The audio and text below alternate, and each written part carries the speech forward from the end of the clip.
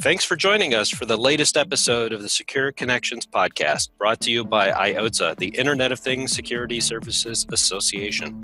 I'm Brian Sherman, your host and Chief Content Director for Get Channeled. Joining me for today's podcast is Justin Kallhoff, CEO of Infogressive, a master managed service provider headquartered in Lincoln, Nebraska. Good day, Justin. Morning, Brian. How are you? I am doing great. How about yourself? Living the dream, drinking coffee, all is good in the world. Excellent. That's a way to start the day. Exactly. So Justin, I always like to start off by learning a little more about our guests. So in this case, we'll throw you an easy one. How did you end up working in IT? Good story. I actually thought I wanted to be a doctor. So I was in college for pre-med, being a restaurant manager about 60 hours a week on top of that, which, as you might imagine, probably is not a good combination of trying to be a doctor and working 60 hours a week. So finally quit the whole Pizza Hut career after about 5 years as a kid and needed a part-time job. And I was actually in a driveway at a kind of a old high school buddy's driveway party and said out loud for some reason, which I have no idea why, saying I needed a part-time job. And a longtime friend of mine from behind me said, "Come work with me." And I'm like, "Doing what?" He's like, "Internet help desk." And I'm like, "I don't know a damn thing about computers." He's like, "It's $8.50 an hour." And I was like, "Never mind, I will learn." And that was the life path change for me. I went to work on a computer help desk in '99 because of that party. So amazing what can happen. The glory of the money that was thrown your way got you into IT is what you're telling me. Indeed. The need to fulfill my college funding is what drove me to computers. Thankfully, though, because I wouldn't have worked well in the bureaucracy of a hospital probably at that time. Makes perfect sense. So great. Well, there's so many stories about how people get into the technology field. I always like to start off with that. So Infogressive has been around for a while. What I'd like to do is, can you give me a quick overview of what your company does to support the channel?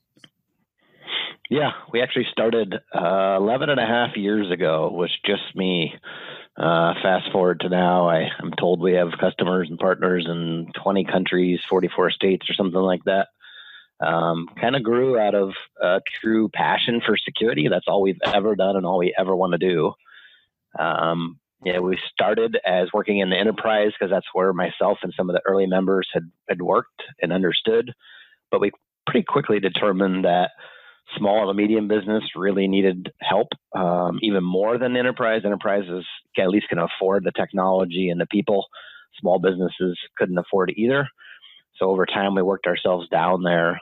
We really kind of started in a professional services arena where pen testing, risk assessment, consulting stuff. But, it wasn't long before our customers wanted us to help them with technology. And then, of course, next step, as everybody on this that would listen to this would know, they want help managing it. So that was kind of where the channel was born. I had worked with a lot of MSPs for a number of years. For the first quite a few, though, they kind of saw us as competitors because we worked with things with Ethernet jacks like they did. But really, ransomware was finally the thing that put it over the edge, if you will, where some MSP friends of mine finally were like, "Justin, that whole security thing, you're right. We probably do need some help with that." And so that's where Infogressive channel was born, is out of pure need for MSPs ultimately having to roll trucks to rebuild machines all day long. And it cost them a bunch of money, cost them a bunch of reputational loss. And so I was, really I wanted to help friends because it was an area that we focused on. So it was just bring security into the MSP where they needed expertise, and we had it. Makes perfect sense. So it sounds like you've worked with a variety of businesses. What are the most significant security issues that businesses are facing today, Justin? Well, there's a lot from a security standpoint. The bad guys are quite a ways ahead of the small to medium business arena and market. And as our channel continues to grow, I really see watching MSPs suffer. Even some of them that we've talked to before that just don't make that switch into really partnering or doing something to address the security need. It's painful to watch, and I'll probably get into some of that on this call. But for me, It's really just loss of control. I mean, whether that's through ransomware and a bunch of computers get encrypted. I've watched the industry. There's backup providers are notorious for capitalizing on ransomware. I've watched a lot of technology providers, they're marketing based off of ransomware that they stop it, but yet it's all continuing to happen out there. AV vendors, there's probably over 40 of them out there, and I could show everyone that a majority of them don't stop ransomware effectively at all. So kind of breaking through the hype, if you will. There's so much marketing that's hard to wade through, especially in the channel. But the real issue is loss of control of a network. I guess the best way I tell those stories is through actual things that have happened. An MSP over the last couple of weeks that we've been working with was breached ultimately through the Kaseya hack. And, they were administrative credentials being created in a number of their clients at once. They're on the phone with their bank clients and their healthcare clients having to explain how it happened. There's lawyers involved. The FBI can be involved. Basically, that MSP was brought to an utter standstill for 30 to 60 days, trying to get insurance involved. Insurance said, no, we don't pay for that. You just have E&O. So that's sort of one of the worst case scenarios that I see, not just MSPs facing, but businesses across the planet, whether that is an encryption thing from ransomware or, hey, I gave away my credentials through an email and then they VPN in and took all of our data and sold it, or they emptied out my bank account. It's all of those things really are financial reputational loss. I mean, a lot of it, is in the news, but our team is seeing the reality outcome of when the proverbial thing hits the fan. And it's not just businesses, it's MSPs are facing that on a regular basis. And those are oftentimes smaller businesses where it's significant impact. I think there's a statistic that 2/3 of businesses that get breached, small ones go out of business within 6 months. And that statistic exists for a reason. Now, I know talking to a lot of MSPs, they end up getting pulled into the more advanced security discussions because of things like Sarbanes-Oxley and HIPAA and compliance issues. Do you think their end clients typically have a good handle on what compliance they need to follow? What is your thoughts in that area? No, I mean, that's one of the things I think small businesses really look to MSPs for, is to look for that guidance, the trusted advisor role, and they expect them to know the ones and zeros and everything else in between, paperwork of what do we have to do. There's a pretty big difference from one MSP to the next, depending on their business practice and how much, those that are in healthcare focused, they know a lot about those requirements. Or someone that focuses in retail, they know a lot about PCI. Where there's probably a little gap there tends to be in the security arena. Compliance tends to be, from a security perspective, tends to be very checkbox and very gray area, like, hey, you must review your logs. Well, that's a pretty low bar. And if your business or your MSP is quite driven on just meet the bar, I think it's the MSP's responsibility, professional due diligence, to educate those customers of, hey, this is the bar. We could make it affordable for you to take it a step higher so that you don't get breached despite being compliant, because being out of business is not good for anyone. And that's the ultimate thing, is from a security risk perspective. But there's a gap there, right? There's lots of businesses that will say, I just want to do the minimum. So it falls on the MSP to do that education. Makes perfect sense. And I know a lot of, or a fair number of MSPs are trying to deliver, comprehensive security services, but it's really more than, putting the firewalls in place and the preventions in place and testing, or I should say is employee training, those type of things. What about on the back end, like security, auditing, testing, monitoring? How big of a network do you need to be able to provide that for your clients? I don't know that it's a matter of size in this situation. All of that is necessary regardless of size. The case for true 24/7, it's a struggle for us to help MSPs understand that just deploying firewall A, B, or C, they all feel pretty good about it because they can make it work. They can get their VPNs in there. I hate calling some babies ugly, but that's part of what, I'm very transparent, and I will earn more trust with our relationship with our partners by telling them the truth. And if those that hate me for it or hate us for it, they're probably not the right partner, because there's a lot on the line, and particularly as it pertains to a firewall or endpoint anti-malware. I could tell you some statistics from our perspective that we see pretty consistently across our MSP partners. Oftentimes we'll deploy. Our platform has a number of pieces to it. One of those is next generation firewall, and one of those is anti-malware prevention.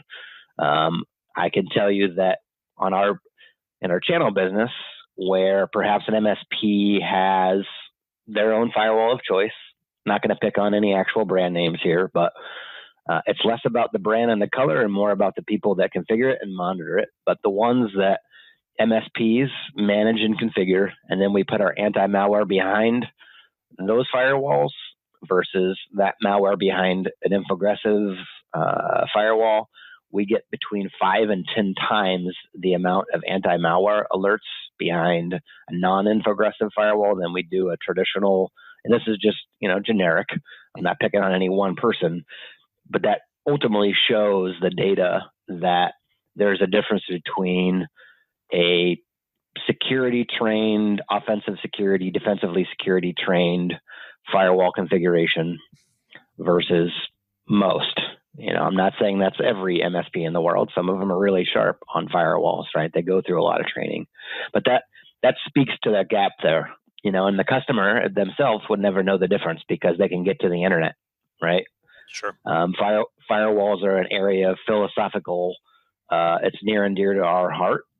There's a lot that goes into not just configuring it in the first place, but making changes. It is not a set it and forget it technology as much as the marketing for all of those platforms would like to tell you.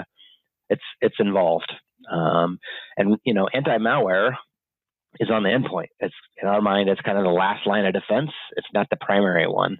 You should have a number of layers protecting your network and devices well before anti-malware. So we expect our anti-malware to be quiet. When it goes off, that means 1 or 2 or 3 layers already failed. And we're like, how did it get there? So there's a difference in thinking, right, between MSP and MSSPs, in my experience. Gotcha. So you work with a fair amount of channel partners and those that are coming in. Would you say that most come in are pretty readily expecting what they need to put in place for security? Or do you do a lot of hand-holding along the way? I don't want to throw anybody under the bus, but how prepared do you think the channel is for being, an advanced security specialist with or without your help?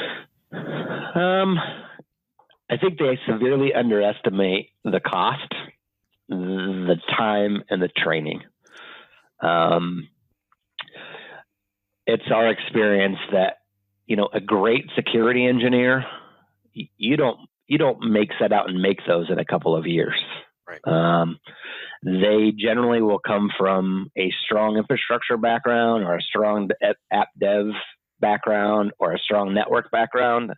And then they'll add the other ones like app training on top of it. And then security is like the sprinkles on top that you have to have a great foundation for to ever be a great security engineer, because you can't secure things that you don't understand the underlying technology. And so you don't just, I get a lot of young people coming to me saying, hey, I want to be cybersecurity, blah, blah, blah. And I'm like, that's great, but you've got a lot of years in front of you. It's kind of like a physician. You don't just set out and become a physician by cramming for a year, right? You've got to have a foundation of understanding about true ground layer. Like, you better understand lots of layers of the OSI model well before you ever get to security. So when MSPs, there's a lot of them doing it right now, right? I just had a phone call yesterday with an MSP that literally told me, we were talking to you trying to learn what we could go do it ourselves. And the more we talked to you, the more we realized this is going to take us forever. And we still would never be to the level that we would need to be to offer this service to our customers. It would take us forever. It would cost us a fortune. The technology, security technology, is so expensive, especially things like SIM, or the cost of getting offensive security people to be able to test, pen testing and IR people. One thing to realize, it's probably not a secret, but if you're going to try and hire already trained cybersecurity people off the street, I mean, you're competing against Fortune 500 and DoD. Like, MSPs are going to struggle to spend that kind of money on people, or even to try to go build them. For instance, I have like 10 acronyms after my name, and many of our engineers look similar, alphabet soup after their name. That stuff takes years, time, and a lot of work outside the 8 to 5 to get caught up. And then even when you do, with us focusing on nothing but security, it's painful to try to stay up to date to everything that's going on and changes, because it changes so quickly. Sure. So it's I'm not here to talk anybody out of it, because security is absolutely foundational and going to be more important for every MSP on the planet. Just make sure you go in with eyes wide open, and it's not something you're going to do in a year or two, unless you have a big boatload of cash that you can go and hire those people that already have been there, done it. And on the skills side, I know there was 2 factors, especially when it comes to the channel, that are challenges. If I remember right, is the average was about $120,000 to hire a good security engineer. I think last I looked, based on a CompTIA. I think this was a presentation I did at the last CompTIA event. And then the other challenge is, when you can find those experts, they can't necessarily be the person to be the front face for your security practice, because they're not necessarily great with people. And that's not disparaging anybody, but there's different skill sets. Yeah. So overcoming those challenges can be difficult. Yeah. I think the number varies. I think depending on the area of the country you're in, it could be a lot higher than that. Could be, maybe if you're in some smaller towns, you might get lucky and you might go lower than that. Some of it is about culture. Like, security people do not like to be the one-man band. They realize it's a team game. So good security people tend to want to be around other security people, because they are like-minded. I've been in this, I guess, at subculture for probably 15 years or so now. And we tend to be a little jaded. We tend to be dry, sarcastic humor and like to laugh at everything. But we tend to be really caring about each other. Like, you go to DEF CON and you'll see that, right? I mean, security people are a little bit different breed. To find a great security engineer that's also great with people, is extremely difficult, right? When you see manufacturers hiring SEs, they get paid a lot of money, not just because they travel the planet, but that rare blend of technical expertise combined with people skills is hard to find, and it's hard to teach. A lot of ours we've built ourselves. It took us a long time. So for providers that are looking at building their practice, they have to consider that, obviously, because that's the expense side. It's not going to be cheap to get the tools or the skill sets that they need. But on the other hand, too, the other flip of the switch is, what does that mean for cost for clients? That's a conversation I run into a lot of times, is that they may go in thinking, I can provide this, but is there a market for every MSP to offer these services themselves? I think they're going to have a tough time competing with those that have economy of scale. Everything I've said so far is expensive, right? There's a theme there: technology, the people, the training. And then when you wrap all that up, even if you go do it, which we did unwittingly, it becomes really expensive to the customer per month. And one of the challenges we face to help MSPs, we would walk in saying it's X hundred or X $1,000 per month for that size business.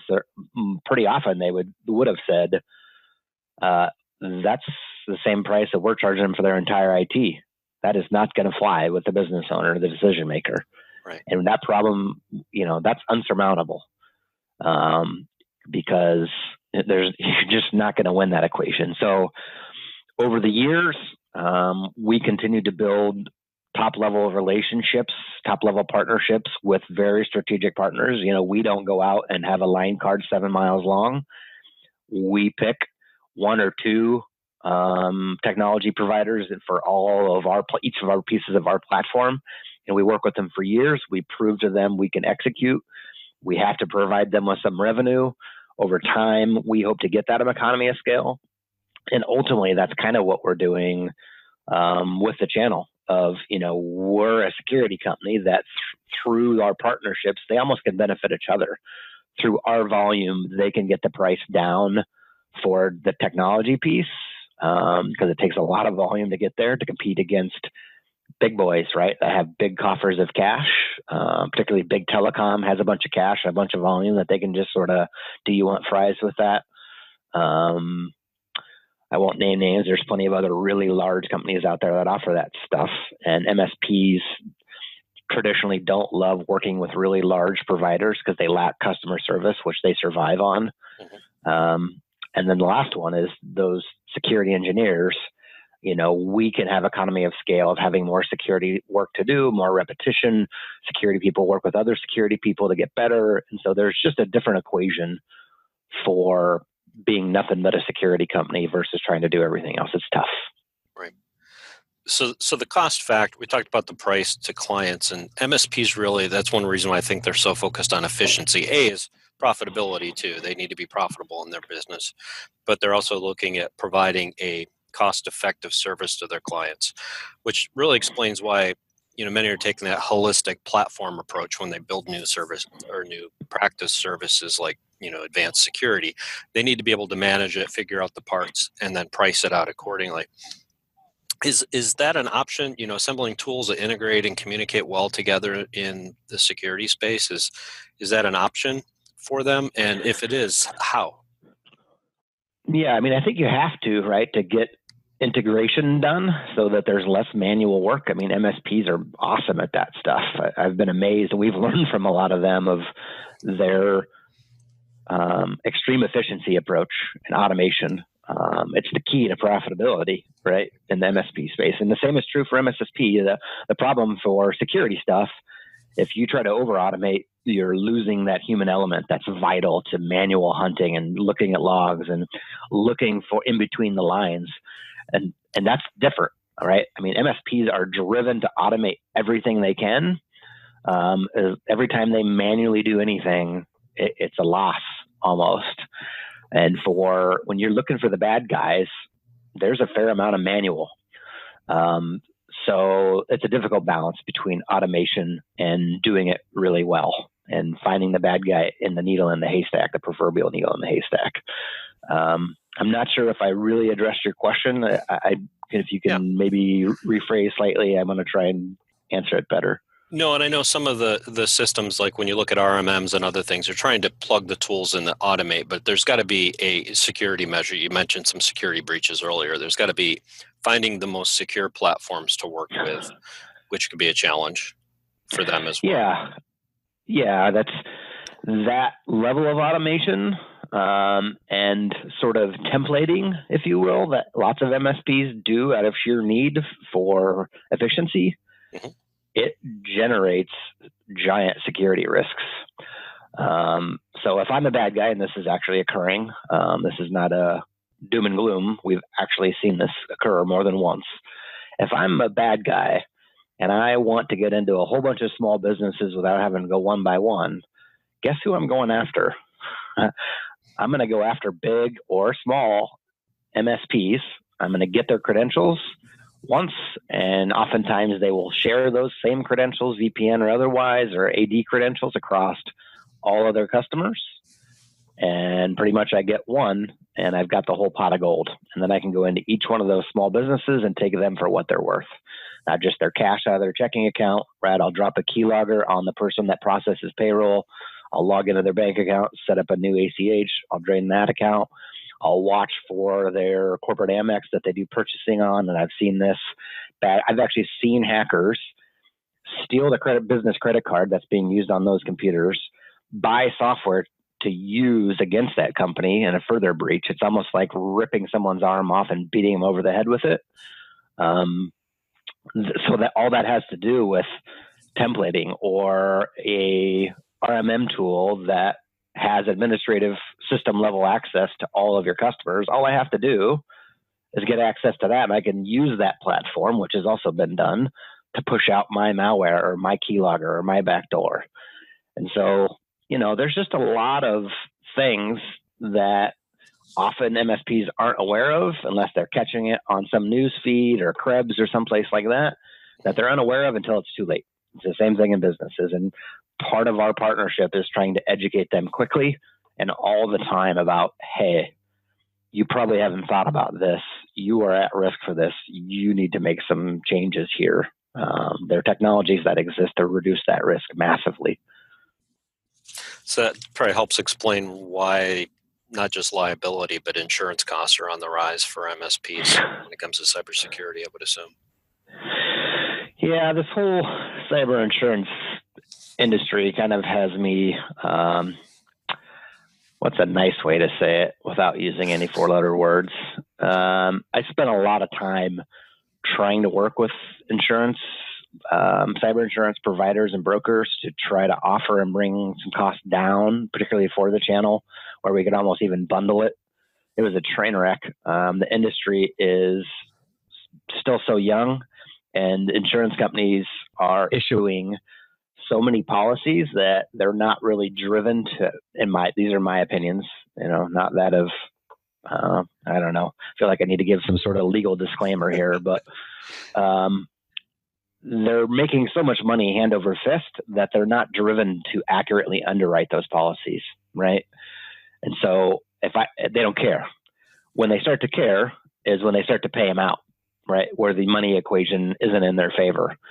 And so what's occurring is, business A or MSP B fills out cyber insurance, whatever, is falsely assuming that their business is now protected from hackers, move along their day, insurance company collects money, lo and behold, they get hacked. They go to make that claim and they find out either that something they filled out on that application isn't true at all, therefore it makes the policy null and void, or B, they didn't understand the fine print of what it actually covers. And this is the heartbreaking story of the one we've been working with recently. They thought they totally had it all under control because they had some sort of cyber insurance. They're like, no, that's not at all what this covers. And it was like the Kaseya thing where, it's a full out breach, right? And all of their customers are impacted. And whatever insurance that they had did nothing. So, for me, it's frustrating because you think you buy insurance for a reason and you think it's straightforward. It's not. This area is very new, very hard to understand. Ultimately, we've identified a couple of brokers that I spent a lot of time with that we know have actual cyber teams, people that do nothing but cyber insurance. And we're pointing our partners to that. We're still trying to work on some sort of mechanism by which we can either, build it into our MSSP package where it's like, hey, if you buy this platinum one here, that's included in it. Or option B is if you have Infogressive's MSSP this, your cost of insurance goes dramatically down because we know, right? We've never had a breach in 11 years with our platform that actually lost data. So we know the platform works and we know that it adheres to all of the standards that are out there, whether that's NIST or FFIEC, what have you. So we believe it's like having a smoke detector and a lock on your door and an alarm system. We know that our platform reduces the risk of that stuff dramatically. So naturally, we believe that the cost of insurance for someone that has all this stuff should go down. That's not necessarily true today. And pretty much the cost is the same across the board. They're just doing it of, the questionnaire is like 1 page long of how much money do you make? How many customers do you have? How many nodes do you have? Here's how much it is. It's quite generic, sadly. Do the remediation services play a part in that too, as far as the compliance with cybersecurity insurance if they're not following it or have it in place? Typically, if this insurance policy actually applies, which seems to be less than 50-50, they will pay the costs of remediation and forensics. However, the cost of the overall time and effort that it takes to remediate or stop the bleeding, if you will, is dramatically longer and dramatically more difficult based on the technology in place. For instance, without SIM in place, essentially taking all the logs into a different place and correlating them all, it is a real pain in the butt to recreate post-mortem what the hell happened, where'd the hacker go, what data did they take, what time did they do it, which machines did they get on, trying to put 7 different log files from 7 different systems together manually is damn near impossible. And so, spread that out over a month. Those that have the right technology in place and the infrastructure, that's a more defendable network, that could be less than a week. It could take months in our experience otherwise. And forensics and IR, if you think security services overall generically are expensive, we typically see rates in the $350 to $450 an hour for IR forensic stuff. Gotcha. So it sounds like it's not only expensive, but when you look at cybersecurity insurance, it's kind of a crapshoot, even if you're following practices at this point. So pay attention to it if it's something you want to get into or offer. I think crapshoot would be I'm glad you used the word. I didn't say it. I think it's a great adjective for the overall situation in the world on that front. It is a gambling term, just so you know. So you are gambling, so that's also applicable. It can be gambling. So with all the cyber threats getting stronger and they're getting more creative when it comes to cyber criminals every year, how can MSPs keep pace with these escalating threats, Justin? Yeah. The bad guys are winning, and they're actually probably accelerating faster than we are, the good guys. It just is becoming easier with more and more cloud, more and more data in big places, more automation for the adversaries. They're more professional. I don't know how much common knowledge this is, but organized Eastern European crime. These aren't people sitting in basements, man. These are people in professional buildings wearing suit and ties with graphic designers, typical 8-to-5 job, commission structures. Like, it's their life and their business. And so they're organized and successful, and that is not going to change. Add into it, the whole nation state thing. If you're a bank and if some nation is worried about the United States invading them or just being a political or war adversary, being able to destroy the banking system in this country is a pretty good military move if needed, waiting for that button to be pushed. So this is, we see the same thing in utilities, right? If they want to have that access, persistent access in utility companies ahead of time, just in case. So I don't see the speed and evolution of the bad guys slowing down at all. And the equation for the MSP and all the small businesses, I see it getting slightly more economical because there's more competition for the tech. It's a struggle, but the world is trying to get more cybersecurity trained people. So there's some positive signs there. Certainly, the university system is really struggling to catch up to that because they're too slow, typically, the brick and mortar ones. For me, MSPs really have 3 options. And none of them are super fun, probably. You can acquire a security company of some sort or an MSSP, small one of some sort, to get that talent if you have the funding to do so. You can build it yourself, which I think we've covered enough of pretty expensive and long-term plan, or you partner. My suggestion is every MSP on the planet should be thinking about one of those 3 because you're going to be in a bad spot if you don't heed that advice, and then you find out one day soon that you're in a bad spot where there's either litigation, you're losing customers, or you're spending a month straight trying to clean up a mess. So the best advice I can get you is pick one of those three options that's best for your business and start to move in that direction sooner than later. Very good. Any final thoughts before we close? You've given us a lot of great information. The time has gone extremely quickly. Yeah, I'm a little long-winded, so it's not surprised that it went quick for me. But it's, for me, it's near and dear to my heart because I'm a nerd. It's my background, and I embrace that term. And for better or worse, lots of MSPs are led by technical people. And so it's a natural fit for my company, which tends to be, our history is very engineering focused. We essentially want to just be nothing but cybersecurity because it takes that focus to be good at it.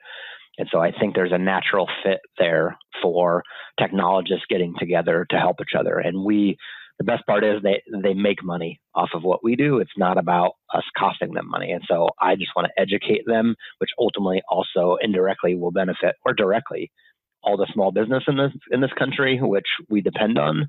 So there's sort of this patriotic spin, and everybody wins: the customer, the MSP, Infogressive, the country, essentially. And so it's a all win for us. Excellent.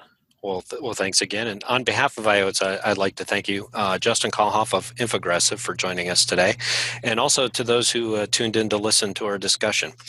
I encourage listeners to take a couple more minutes and check out the great cybersecurity content on the association's website. They can learn more about Infogressive as well. It's iotssa.com.